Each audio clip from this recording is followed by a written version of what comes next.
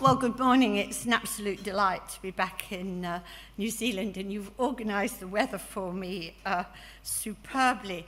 What I'm going to do this morning is try to first just one or two slides on the backdrop of where we are globally. Then I'm going to try and cover what's happened since I was last in New Zealand, which is about 4 years ago, and including that, what is happening around the world.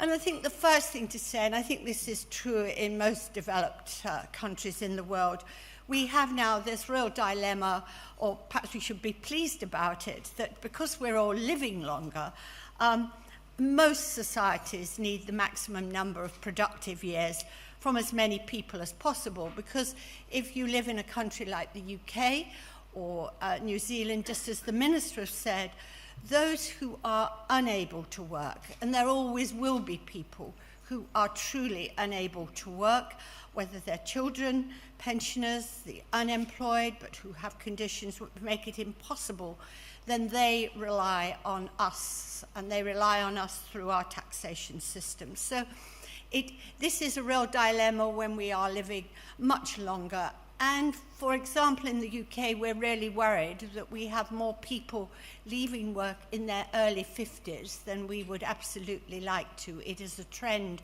which we need to change. We're also interested in that area I put on the slide as the transition zones, so ensuring that young people leaving school are really fit and able to become sustainable workers. The recession did very bad things to us, certainly in the UK, in that area. And then this crucial area of how do you ensure that people are fit and able to work longer. I personally believe that starts at school, because you can't suddenly tell someone at 62 really like you to work to 70 if you haven't done some preparation beforehand. So being sufficiently healthy, and I mean that mentally and physically, is a condition for work. And I think maximising our healthy life as a proportion of total life is a desirable goal for individuals in the societies in which we live. But certainly in our society at home, we're worried that future populations are living longer, but we definitely have earlier chronic diseases, and often those diseases comes in multiple. So someone might have hypertension and also diabetes. So it's not just one chronic condition, it's often more than that. So I think some of our global challenges are an aging population, which ought to be a good thing because we're living longer, but could we live longer and well? I think we're now the 5th fattest nation in the world. I take no pleasure in telling you that we have an epidemic of childhood obesity, which we're still not really, it's beginning to flatten out, but it's a terrible anxiety to many, many people, and certainly to our government. And we've seen a decrease in physical exercise and activity, which is just the opposite to what we need. So we do have more chronic diseases, and they are occurring earlier. And of course, we have a changing world as far as work is concerned. We've got a knowledge-based economy has really emerged. We're no longer an industrial society. People are sitting more often at their desks or maybe working from home. There's that globalization of labour markets, so there is an almost work anywhere culture. Transferable skills, how do you ensure that as we work and need to work longer, we retain or develop further skills that enable us to do that? So rather than training us rather early in our lives and thinking that's going to be good enough, it's probably going to be that we need to have repeated training to enable us for this longer working span. Female employment is certainly increasing in the UK. The recession rather dampened that down, and we found a lot of women leaving the workplace and then returning often to part-time work or 0 hours contracts. Not a good thing, but overall more women in the workplace, and many people wanting to, or indeed having to work after 65 when we consider our pension system. And just to echo what David has said, there is an increasing, and thank goodness it is increasing, interest in good work. Any old work will not do. Bad work is no worse for you, no better than being in our benefit system is probably better for you than being in bad work. And that's what many people at home would consider to be the truth. So we have to work towards good work and well-being. And I've put in heavy black there because it is a real challenge to us at home. Mental ill health in the workplace is increasing. It is the biggest problem we have for people either at work in terms of presenteeism, being there but not working to the best of their ability, or indeed taking sick leave. And our benefit system has more than 40%, I think it's about 45% now, of people in our benefit system bear the diagnosis, or one of their diagnoses is mental ill health. So it is a huge challenge to us. I think globally, although we all have different systems of benefits and welfare, I see throughout the world that this early part of the journey, however we may organize it in our different countries, is crucially important. And that first box that I put on this slide, the box with work, most of the work I've done over the last 7 or 8 years is trying to keep people in that box. The aim is to keep people at work, rather than moving into long-term sickness absence. And I cannot stress too much how crucial in our system, and I suspect yours, is the role of our general practitioners. They usually don't like it when I say they're the gatekeepers to our benefit system, but they absolutely are. It is that repeated delivery of the medical certificate, which if given for long enough, usually takes people out of that box in towards either just leaving work and maybe not entering our benefit system, maybe they do something else, but many, many people leaving work and moving into a place where most of us would not wish them to be.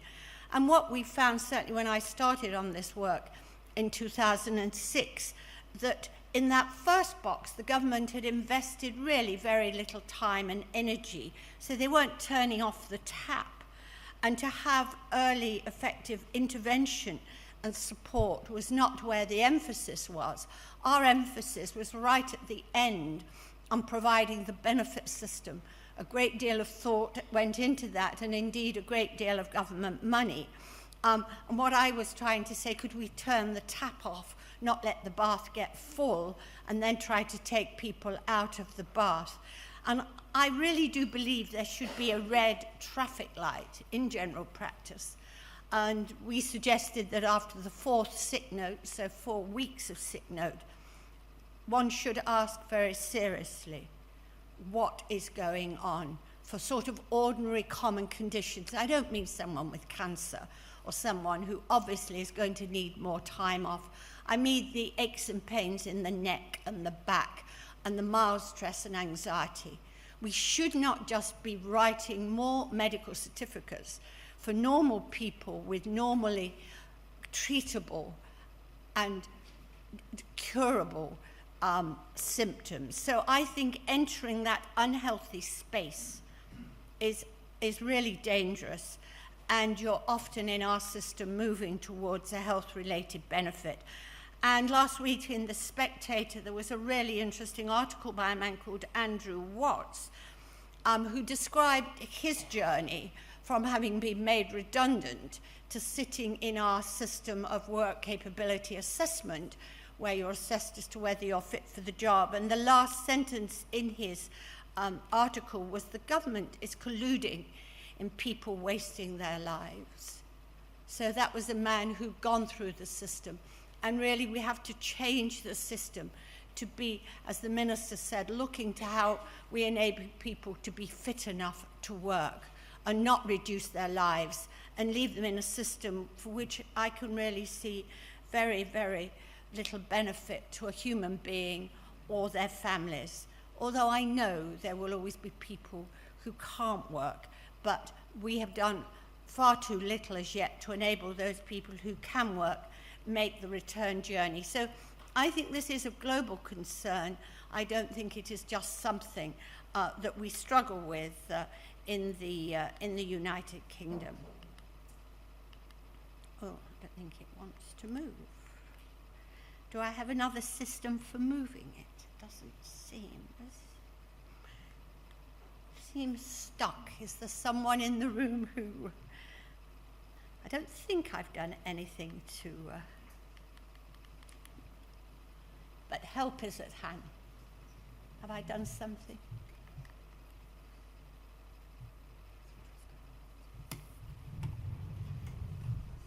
Oh.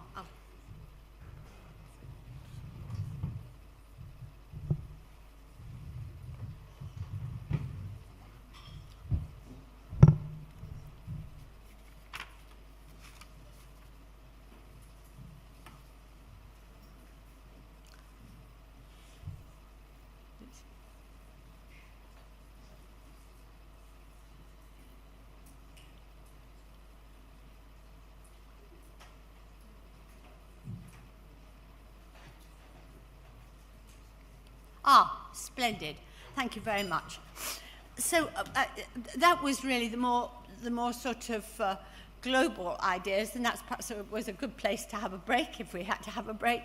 And really one of the things I'm going to try and cover and go through, and happy to take questions afterwards, is something on medical certification, which we're still struggling with at home, despite the fact we have a fit note. Real emphasis on early intervention. I am going to spend some time talking about mental health. It is a huge challenge to us. And then think about what makes good work and good workplaces. And then just something about the role of awards and pledges, just a little bit about that. And then something on sector-specific activity. So the area where I think at home we've made less progress, quite frankly, than I would have wished, is really persuading health professionals that work is good for health and that part of a clinical outcome should be making sure that if someone's normal function is to be at work, that we return them to that function. And we're really on a journey there. So understanding that work is a determinant of health, not something taught in our medical schools. We're trying to change that. And that being at work is something that can aid recovery is a message that should be in the brains of all healthcare professionals. It was very often in our own medical certificate, in the old one, the sick note, you were either 100% fit or you were 100% sick. It was a binary note. Well, none of us are 100% anything, and therefore it was really not a sensible sort of note. You needed to be able to go to work if, so may work if. So this idea of moving people culturally away from the idea that you have to be 100% fit to work has been a struggle. And I mean, it's changing, but it hasn't changed overnight. Getting people to consider function, not disease. Is this person capable of functioning at work? Ensuring the earliest possible intervention, again, is a change culturally for many of us. Thinking about the psychosocial problems and the work environment. Although on our medical certificate, so often it's written back pain or anxiety, it never says hate line manager, dislikes workplace, but that is so often the truth, and nobody writes it because it is a medical note. How I wish a GP would for once write, this person is stressed because of problems at work, but it never gets written that way. So you have to be imaginative when you look at a medical certificate and say what really lies underneath this. There's a great need to think, and for doctors and nurses to think about adaptations that could happen at work and understand and enable vocational rehabilitation. For me, vocational rehabilitation is simply anything that helps someone get back to work. And that is, again, something that all health professionals should have some understanding of. I'm going to spend a few moments telling you of our journey in our medical certificate and where we've got to and what we're now trying to do. Our biggest challenge is that for a GP, and you can all understand why this would be so, the person sitting in front of them and their short-term needs overwhelms what could be a long-term outcome. So it is very easy to give the next medical certificate maybe for 2 weeks, maybe for 3, and think, well, I'll review it the next time. And then another 3 weeks happens, and then another 3 weeks. So advocacy, which is absolutely intended with the best outcome in mind, can so often result in people claiming week after week more medical certificates until in our system they've had the maximum number and they're going to be leaving the workplace. At home, the issuing a fit note is a core requirement of a GP's contract. At the moment, only doctors can sign one. We have not got to the point when other health professionals can sign them. And remember, our GP consultation time is around 7 minutes. When the Department of Work and Pensions did a survey of GPs as my first report was being put into action, GPs, about 23% of our GPs said they had any understanding of the benefit system, and yet they're the gatekeepers to it. So a great effort has been made to try and improve that. And there's been lots of guidance to our GPs on the new note. But one of the questions we keep asking ourselves is our ongoing education sufficient? This is our old note. This was the sick note, introduced, as you can see, a long time ago, 1940. Had really remained like that, a paper-based note, limited to refrain or do not refrain from work, so a binary note. And patients required a fit note. They had to go back to their GP before they could resume work. It was handwritten, often given for long periods. You could get a sick note for up to 6 months. You could have it for a very long time. All of these things were very unhelpful in enabling people to go back to work. Then from April 2010, the law was changed, and we've got our fit note, and as well as changing the certificate. And I did ask that it be electronic at the time. It's only just become electronic. You can see how slow sometimes things are to happen. It's now assessment is acceptable by telephone. You do not have to be signed back to work. So once the fit note is given, say for 2 weeks, assuming all is well, you don't have to go back to get signed off. You can go back to work. It's introduced the maybe fit for work, taking account of the GP's advice, and it allows comments on effect of the patient's condition on function, and that's in the square box where it says samples, and we give some indicators of what the GPs might use. And we've limited the length of any note to 3 months. And David mentioned that you have several different sorts of sick notes here in New Zealand. We had many, and we've now actually combined them. So again, we've simplified the system. So we tried very hard to improve the usage of the note and how we might do it. Now, we have spent, or the government has spent, a lot of resource, both financial and time, in training. And we started that training in 2009 before the fit note came into existence. The whole point being to raise the profile of health and work, focus on GPs, but also on the next generation, on our medical students. We didn't spend so much time with hospital doctors. They don't issue very many certificates. We got endorsement from all the Royal Colleges. And it was a mixture, face-to-face, it was online, and a lot of this work has been done by Dr. Debbie Cohen, who works very closely with Mansell Aylward. We've trained over 3,500 GPs. That, of course, is not many in terms with how many GPs we have at home, but our GP practices tend to be about 10 or 12 in number. We hoped I can't tell you it's necessarily worked this way, that if we trained one in each practice, they would go back and have a positive influence within their own practice. And we've also trained GPs within the workplace. So we had an employer-funded model for GP health and work training. So the GPs went to a place of work. So BT have been very helpful in this, Sainsbury's, for example.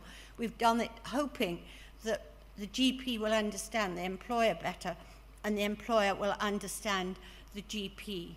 We've been trying to embed it in GP appraisal systems and training for the GP trainees. And so a shift towards maybe fit for work.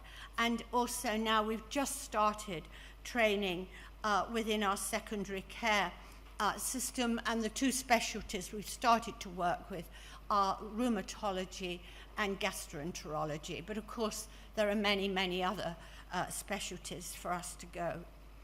We have changed the attitude somewhat, and this is just some figures for how GPs have appreciated, or my knowledge of the benefit system is up to date. It's gone up a bit.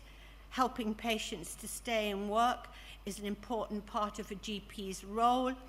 They always said it was an important part. The real problem has been putting that into practice. So it's not difficult to get the idea there, but it's very difficult to actually change practice. And you see there a figure I wish I didn't have to bring you, that really in our new system, as best as we can assess it, and remember we're dealing with paper notes, at the moment we would say only 12% of those new notes are filled in a way we would wish. So there is a long way to go, despite the fact our GPs say they understand its importance. About 10 million fit notes are issued each year in Great Britain, and over a third of the notes are for mild to moderate mental health disorders. So we know that that is really a very big challenge to us, and a quarter of the fit notes are still for a duration of 1 to 3 months. That is a long time, a very long time, to take people away from the workplace for something that isn't, if you like, a serious illness. So I thought you ought to see as it is. And our next steps, at last, every section of the United Kingdom has now got the electronic fit note. I will not go into the details. There are 6 systems of computerization in general practice in the United Kingdom. The government had to negotiate with all 6 to get the change in. And so we will now, moving forward, have computer-generated fit notes, and hopefully that will inform policy and development and improvement in sickness absence management. And it will enable us to have baseline comparison with the new Fit for Work service, which started in December as in a pilot form and came from the second report I did for government with David Frost. And we hope very much that this electronic note will allow us to look in depth at where there are challenges and to do something about it. So you can see it's been a journey. This didn't just happen overnight. The government has now started in a very small way its new service. It accepted the recommendation that David and I made in 2011 to introduce a state-funded health and work assessment and advisory service. You'll note that we made a recommendation that the intervention should be at 4 weeks, after 4 weeks of notes. Did we think that was early enough? Well, no, we didn't actually, but we couldn't persuade the Treasury that we could do it any earlier because we didn't have any evidence. We had no hard evidence to tell the Treasury that we could justify this service before then, although I'm going to show you some evidence that has emerged since. And as of January of this year, then medical treatment recommended by this service or employer-arranged occupational health is at last exempt from taxes, which was something, again, we fought for about 5 years. This was the service that David and I wanted. It'll be interesting to see the results of what the government has put in place, that there would be a GP referral or an employer referral, that would be a telephone entree into the system, and if necessary, a face-to-face assessment.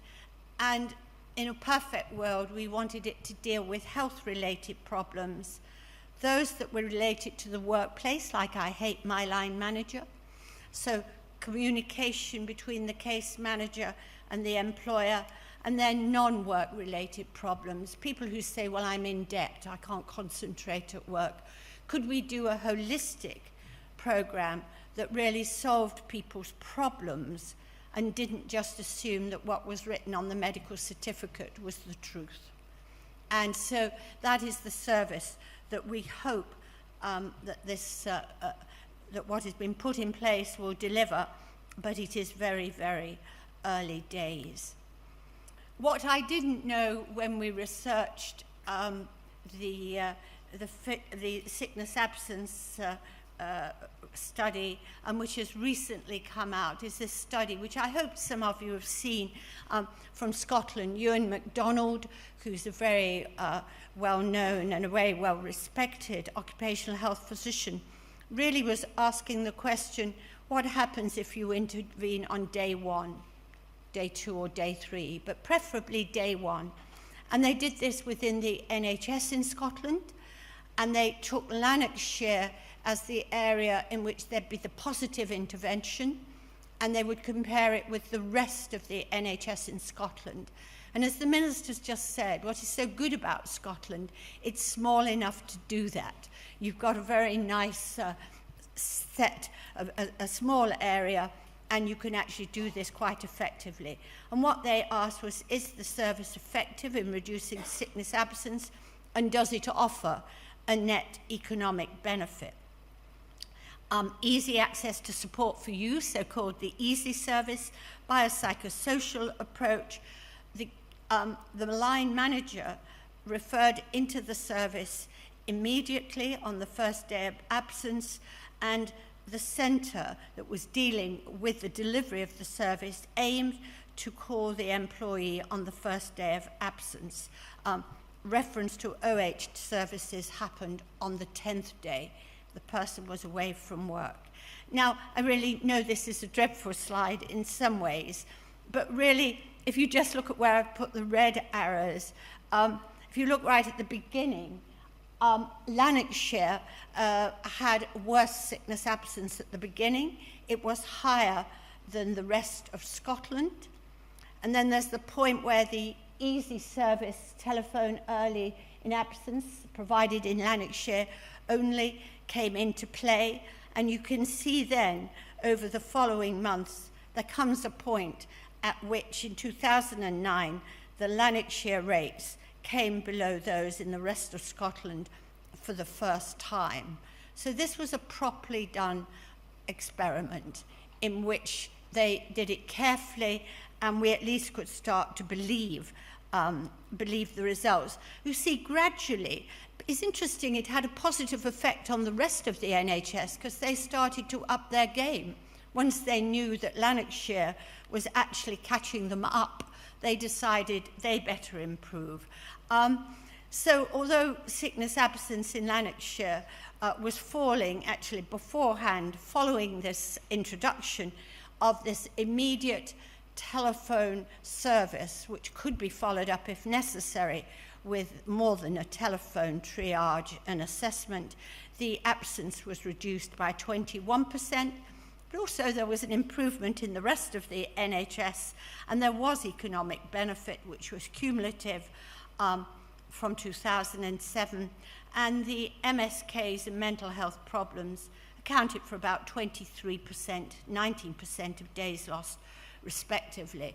And they were the two big groups that we were really trying to influence, and both improved during this this study. So had we had this study when we were writing our original review, then we might have been able to persuade the Treasury to put an intervention in earlier.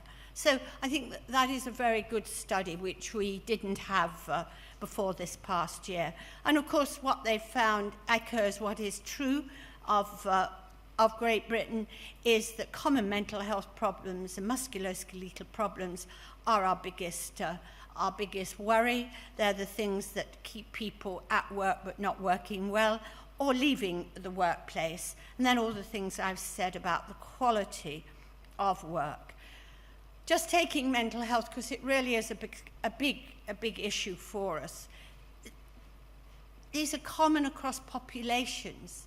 They happen to normal people, just like all of us sitting in the room today. We should be able to deal with them quickly and help people get back to work. They shouldn't form 45% of our people in our benefits system. And it really is partly early intervention and recognizing that the problems may sit in the management structures in the workplace itself. And therefore, just giving antidepressants or giving CBT without solving the basic problem will only take you part of the way there. And what will happen is you'll go on a hamster wheel and people will go back to work because you solved some of their symptoms. Then when the workplace gets too toxic, they come back out again. So there's been a lot of work, both in the United Kingdom and in many, many other countries, on mental health. And I did want to spend 1 or 2 minutes talking about this new report, which I hope some of you have seen. It is the Fit Mind, Fit Job. It's the new report from the OECD published in March. 9 countries are in that report. The UK is there. Australia was also one of the countries in it. And they've done a great job of bringing together what 9 countries do for mental health and work and what they don't do, what the common themes are. And there are some very, very interesting common themes emerging. And what they say, almost in every country they went into, interventions come too late, often key stakeholders, and they put schools as one of the key stakeholders, are left out, and institutions and services work in isolation, which I'm sure is no surprise to you. And they talk about the when, the what, and the who. And when, they say we really should start in schools. That is when you should be starting. You should be thinking about how do you make young people potential sustainable workers. And it's no use waiting until people have dropped out of work. That is much too late. They talk about interlinking much more closely social health and employment support. We are great at doing it in silos. We have work and pensions in the UK over here, we have health over here, we have social care here, etc. It is a siloed mentality. And then they say the frontline actors outside of the mental health sphere. So the third sector, our schools, should be working much more closely together with the conventional mental health care workers to bring about a much better result. And they said very clearly, no country that was reviewed has in place a successful integrated approach. Lots of good examples of short-lived pilots, very little vigorous evaluation. So that just gives you a feel throughout the country. Just 2 things I wanted to bring to you, picked out from that report. They said childhood and adolescence are crucial for promoting mental health. Every second mental health illness starts before the age of 14, and they didn't just mean schizophrenia or serious mental ill health. They meant anxiety and depression. And I was always taught as a medical student that little belly achers become big belly achers.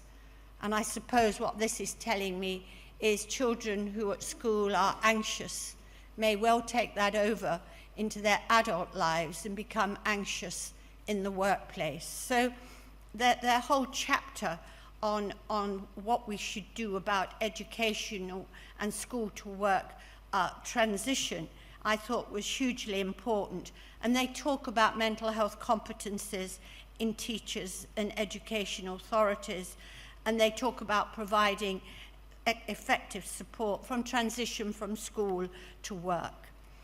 And then the other area in which I just wanted to mention was this undertreatment is persistent, and that came clearly through many, many countries that they looked at, and also this support to GPs on mental health, that in many countries GPs training does not have sufficiently in place on mental health, and certainly virtually nothing on mental health and work.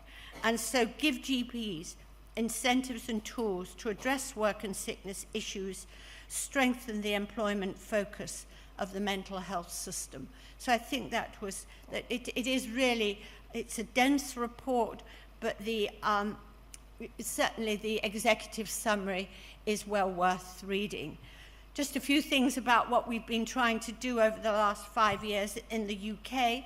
It's at last got into our political leaders' heads that this is an important area, and that is a big change for us. It wasn't there before.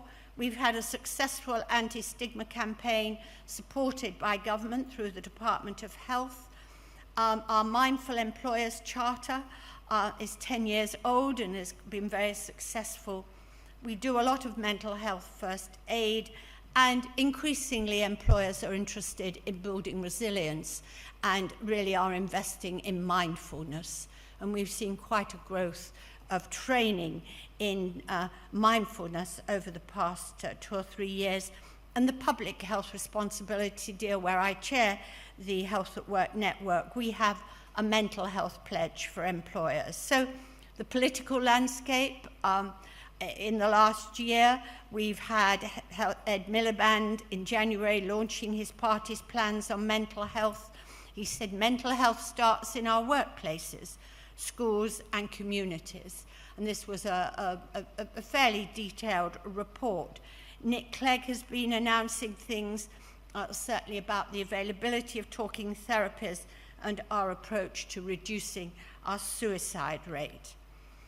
The public's attitude, which is crucially important, because remember, people go to work at home, 28 million, well, now actually, thank goodness, more than 29 million of us as our economy is picking up. This was the survey from the Time to Change campaign, our anti-stigma campaign. What do the general public think? A 7% rise in willingness to work with somebody with a mental health problem, but, and I think this is the big but for employers, nearly half would feel uncomfortable talking to an employer about their own mental health. So we've still got quite a long way to go as far as the workplace is concerned. And there was a lot in that report about our attitudes more generally to our friends and relationships, and would we still be prepared to carry on a relationship with someone with a mental health problem. I had to mention our mindful employers. This started in a very small way, coming actually from the health service, but it's been going for 10 years. It's voluntary. Employers sign up. They pledge to support the mental health of their employees. And recently at the 10-year celebration, they surveyed in 2014 600 employers. It was 20% response, and 68% of those surveyed now provide mental health awareness training for line managers, and many had changed their existing work policies. So this is just very much a voluntary approach. So I think, first, if I had to put one thing right at the top, mental health has been crucial. Good work and good workplaces, again, is going up the agenda, and I've seen this in other countries. So ensuring that good work, which is not just whether we're well paid, but some of the things that I've put on this slide, and good workplaces exist. And I'll just go through one or two of those. The relationship between our mental health, our psychological state, and our well-being is crucially important if we're going to be able to be engaged at work. You can't have staff engagement without well-being, and you don't have well-being unless we're in a good place mentally, unless we've got good mental health.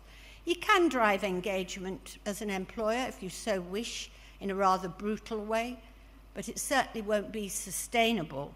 And Robertson and Cooper, who do a lot of work in this area, have shown that the top driver for employee engagement is the extent to which we think our employer cares about us. Do they have an interest in us? And do they have an interest in our well-being? And that has now at last become quite a driver at home in ensuring engagement of employees. The evidence shows that an engaged employee will be more productive and will produce higher quality work. If you are suspicious that that is not true, perhaps this report taken from December 2013 might be helpful in persuading you. It said the failure to unlock employees' discretionary effort in the UK, it cost our businesses dearly, potential $6 billion, which was 0.4% of GDP. It's when you go to work and you think, I don't really want to really work any harder for a new contract. They never say thank you or make me feel valued. I'm not going to go above and beyond. This is not a workplace that makes me feel I should do it. That is very, very bad for productivity. And so this real drive to have well-being, good mental health as a driver and a relationship to engagement is really vital. We've seen lots of publications at home on engagement. I've just put up one. This is recent. The King's Fund has just given it 6 building blocks for a highly engaged workforce, and none of those will come as a surprise to you.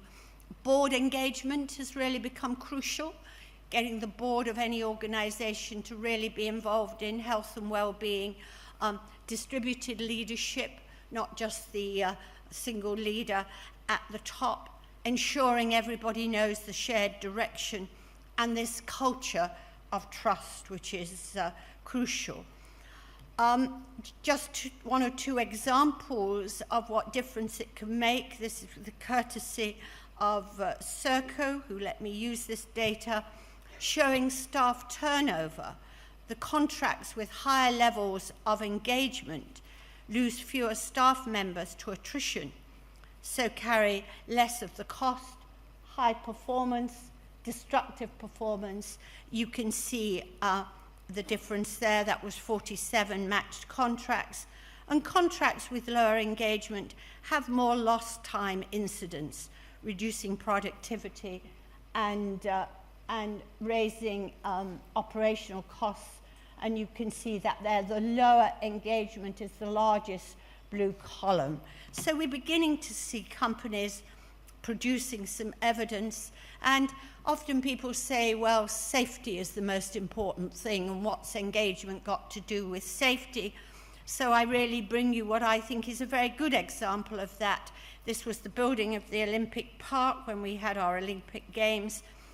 The Olympic construction had an accident frequency rate of only 0.17 per 100,000 hours worked, which was less than half the average for the construction industry in the United Kingdom. And the Olympic Authority attributed that to strategies known to improve employee engagement. And there were no deaths. It's the first modern Olympics in which no one died on building the actually Olympic Park. So I think you can make an argument on the grounds of safety as well as other things. I hope when this comes out you will read this report. We've waited a long time for it in the UK. It's taken 2 years for NICE, the National Institute for Clinical Excellence, through their public health division, to do it. And it's going to be published in May. It's workplace policy and management. It's about line managers.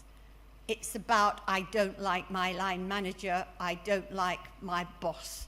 And this is really about promoting supportive leadership and helping line managers to achieve it.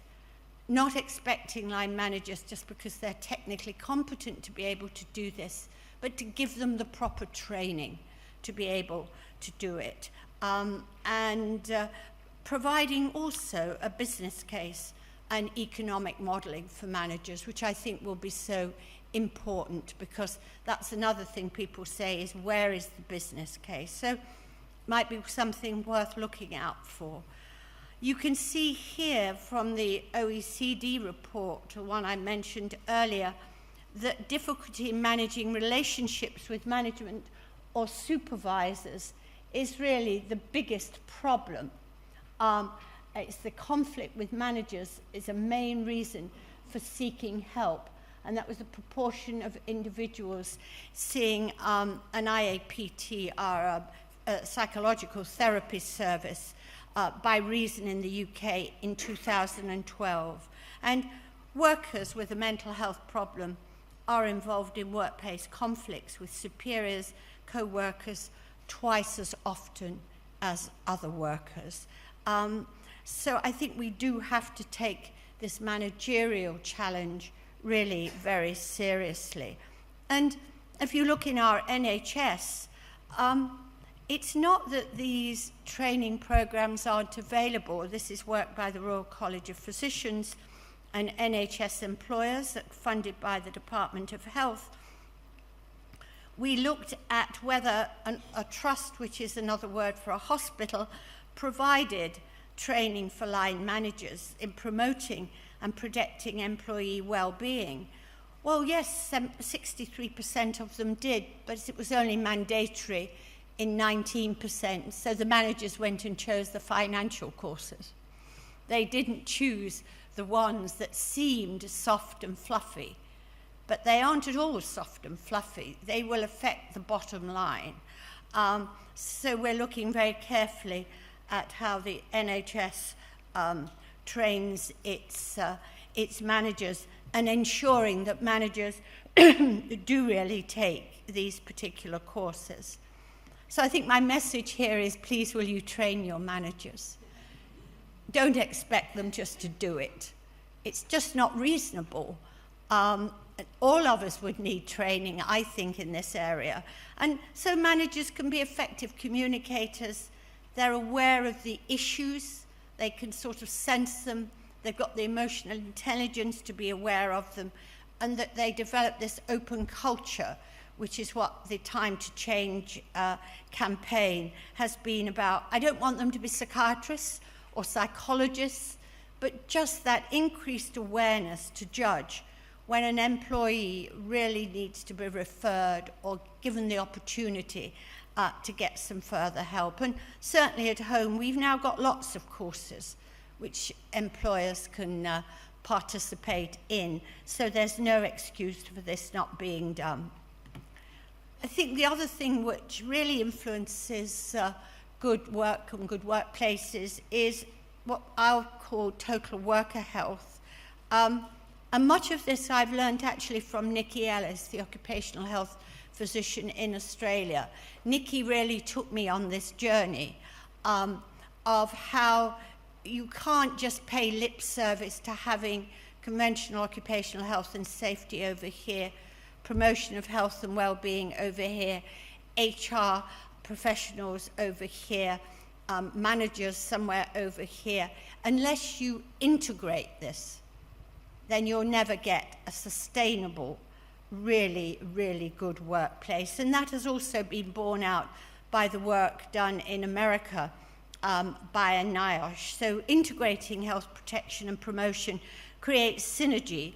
It enhances overall health and well-being and decreases the likelihood of workplace injury and illness. Again, this link to safety, which I think we must continue to make. And I really like this idea, which was first written about by Anne-Marie Fayer, is that under that horizontal line, you can get a great deal by just doing the conventional harm minimization.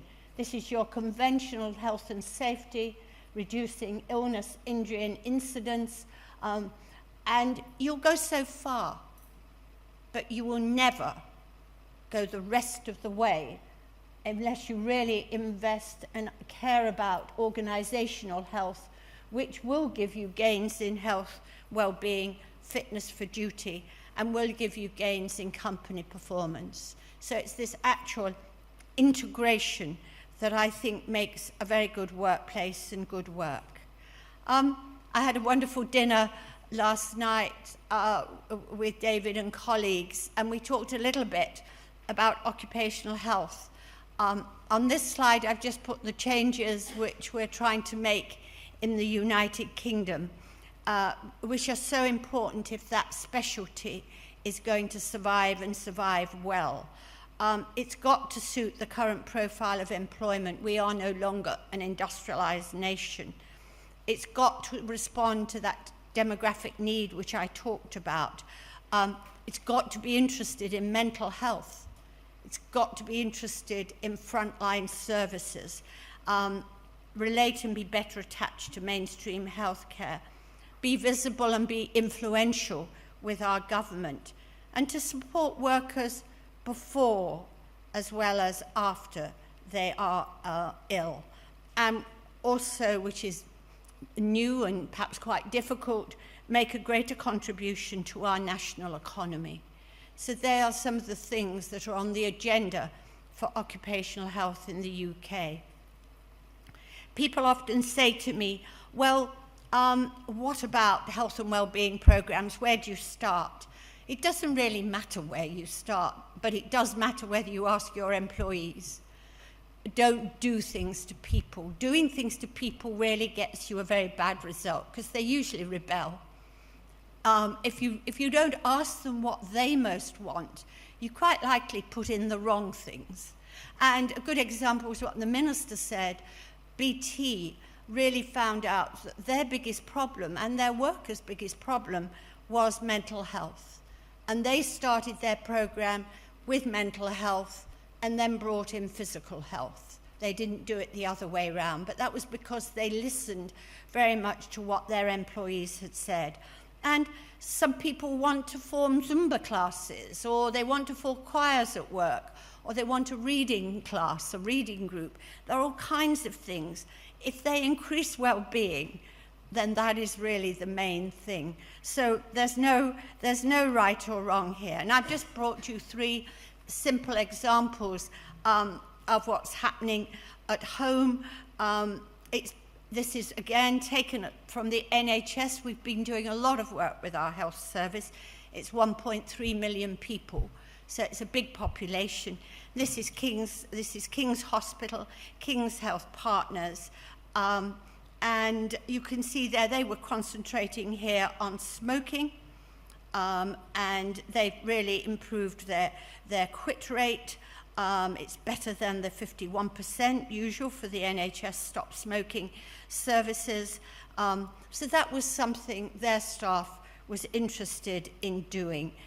If you come down to a smaller company, this is the Ipswich Building Society in the east of England, 106 employees. People often say it's not easy for middle-sized companies or small companies. Only the big can do it. I don't believe that. And they had a more holistic approach, which was what their employees wanted. They made a quiet room. They had intercompany competitions. They did some subsidized yoga, reward schemes for taking part in activities in exchange for some time off work. And over 3 years, their sickness absence decreased by 28%. And their staff turnover decreased. This little company has won quite a few national awards for its work. And if you get even smaller, this is all the way down in Cornwall, I gave them an award just about 6 weeks ago at their awards ceremony. They have 20 employees, and their strapline is committed to protecting health, safety, and well-being. And they have very little money, and so each month they have an activity. So April was stress awareness in April, diabetes awareness in November. They've had the British Heart Foundation come in and do heart awareness. They've had Macmillan Cancer come in, so 1 month was cancer. December is always alcohol. But a lot of that was free, and they've managed, and when you look at their days off, their sickness absence, it's exceptionally low. It even beats most of our good, really private sector organisations. So I really wanted to make the point that when people say it can't be done by little companies, this just isn't true. And I think awards make a difference. This is in Cornwall, you can get a gold, a silver, or a bronze. I usually go down once a year and give away their awards, and it's a great ceremony, and everybody loves it and has lots of fun. Just getting towards the end, I just put in 3 slides. This has just come out from the Department of Work and Pensions. It is a report on the older worker, and this is a real challenge to us. As I said right at the beginning, the over 50s are a major untapped resource. They really could boost output, employment, and living standards. And really, if you look there, by 2022, there will be 700,000 fewer people aged 16 to 49 in the UK, but 3.7 million more between 50 and the state pension age. So we really have to get more of our older workers into work, and we must make sure not to waste their skills. And an economic case can be made. Often it's said that economically, or if you employ the older worker, you disadvantage the younger worker, and they make a very clear case in this report for that not being there not being so. And you can see if people work just an extra 3 years, this would by 2033 add 3.25% to our GDP. So it's a good report. It adds to our body of knowledge. And for those of you who say, well, do workplace wellness programs work? I thought this was one of the best articles that I'd read. It is a systematic review of programs, albeit in the USA, telling us what looks like promising practice, and that includes health education, a supportive environment, both socially and physically, this integration that I talked about, and also your health promotion programs relating to things like employer assistant programs. And if your only goal is to save money, then it may not be worth it immediately. So we're gradually building the evidence. And very, very finally, we've got a nice competition, like it's one of the awards that goes on now annually in the UK, and I chair their advisory group. It's Britain's Healthiest Company. It's sponsored by Vitality Health, which used to be the insurance company Pru Health. It's managed by RAND Europe, and it's in partnership with the University of Cambridge. And it's now just going into its 3rd year. So in 2014, 82 companies were considered good enough. Their submission was full enough and good enough for them to be considered. And it covered about 23,000 employees. And we were looking for the healthiest employees, the healthiest workplace, and the healthiest company. Let me just... And measured both presenteeism, an attempt to measure presenteeism, as well as absenteeism, and determined then the annual productivity loss two organisations, and finding quite important differences in this between the companies in this competition. Cost of lost production is 41% lower in the top 20% of companies than in the bottom 20%. And no surprise, and it's good to see it correlated with the other things I talked about, that mental health is the major driver. Employees with a high or medium risk of mental ill health had on average a 12.9% higher work impairment than employee at lower risk. Stress and financial concern, dealing with people's other concerns which can really make them non-functioning at work, was very important. And what came out of this competition last time, which I'd never thought about before or talked about, was sleep. How important sleep is to your ability to perform well. And employees with fewer than 5 hours of sleep, and I'm guilty of that some nights, have on average a 7.4 higher work impairment. So some evidence that sleep is important to us. And other things that were interesting in this competition, a significant relationship between productivity loss and bullying. I haven't talked about bullying at all today, but it is an important issue for us at home.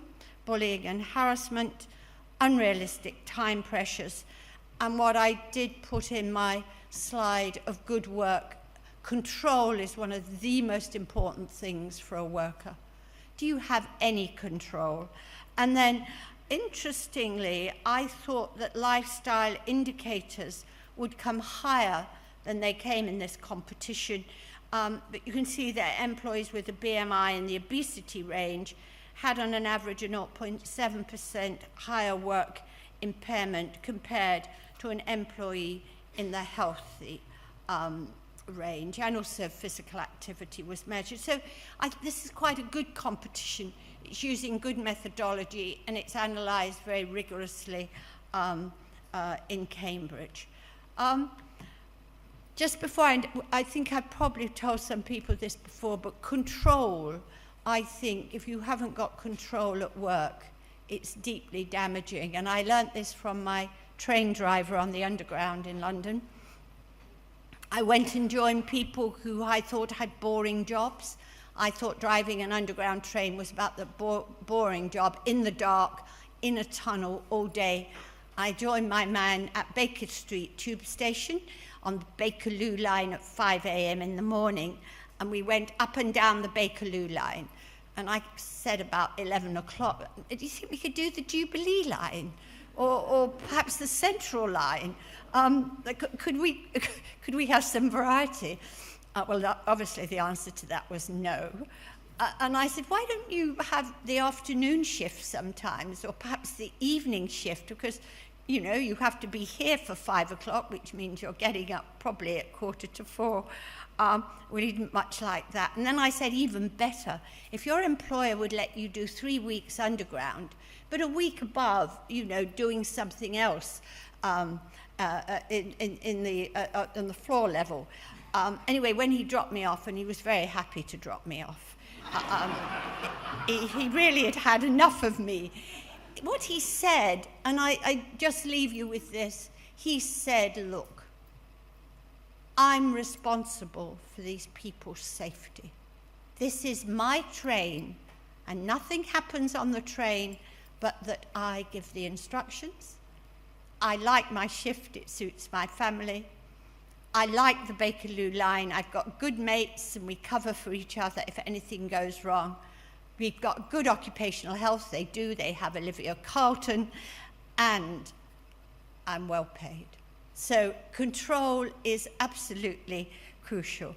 I think from some of the things I've told you, there is a lot of change around, and change isn't always comfortable.